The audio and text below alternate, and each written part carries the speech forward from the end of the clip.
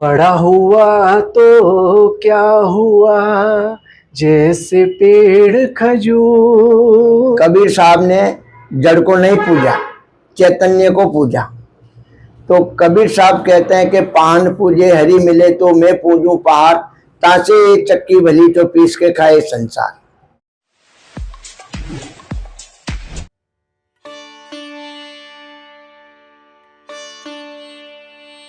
कबीरदास संत कबीर साहब 15वीं सदी के भारतीय रहस्यवादी कवि और संत थे।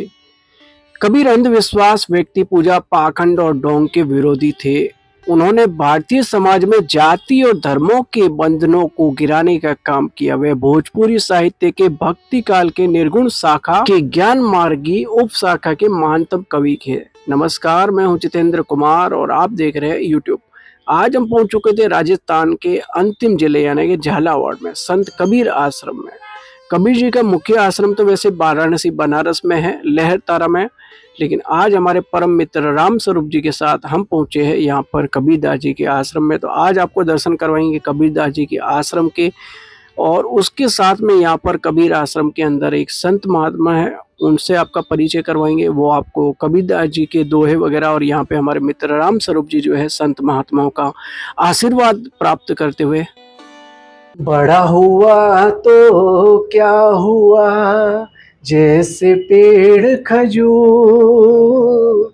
बड़ा हुआ तो क्या हुआ, जैसे पेड़ खजूर।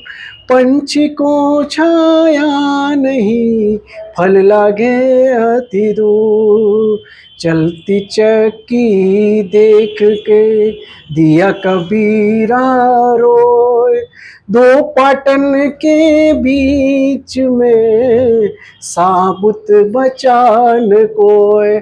नमस्कार, जय श्री राम, हर हर महादेव, जय कबीरदास जी। आज मैं आया था राजस्थान के झालापाटन में। यहाँ पर कबीरदास जी का आश्रम जो मंदिर बना हुआ है, पूज्य गुरुदेव से मिला हूँ। जो अभी आपने लाइन सुनी, ये बचपन से हम सभी ने सुनी है। कबीरदास जी के दोहे, बचपन हमारा इसी के बीच में बीता है। बचपन में जब हम छोटे थे तो सब जगह कैसेट में एक ही गाना सबसे ज्यादा बजता था, वो ये था कबीरदास जी के दोहे।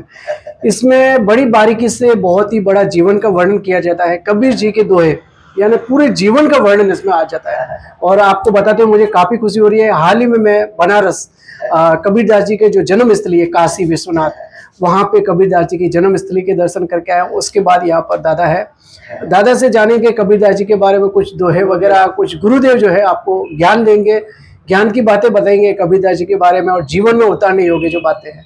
चलिए सीधा मैं आपको गुरुदेव जी से मिलवाता हूँ। पहले तो आप दर्शन करिए संत श्री कबीरदास जी के। बहुत ही सुंदर और बहुत ही अलौकिक दर्शन आप कर पा रहे होंगे यहाँ पर।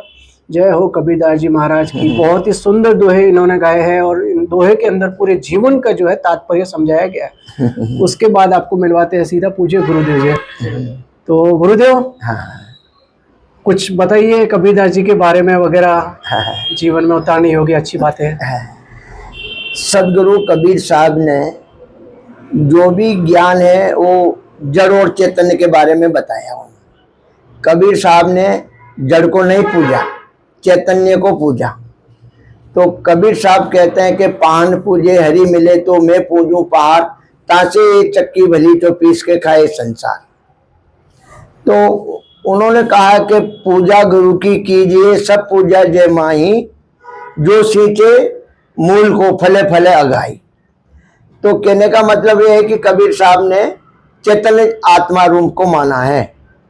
हाँ, ये जो जितने भी मंदिर मस्जिद के बारे में लिखा है कि मंदिर तोड़ो मस्जिद तोड़ो, ये तो एक मजाका है, दिल मत तोड़ो यारो घर खास खुदा का।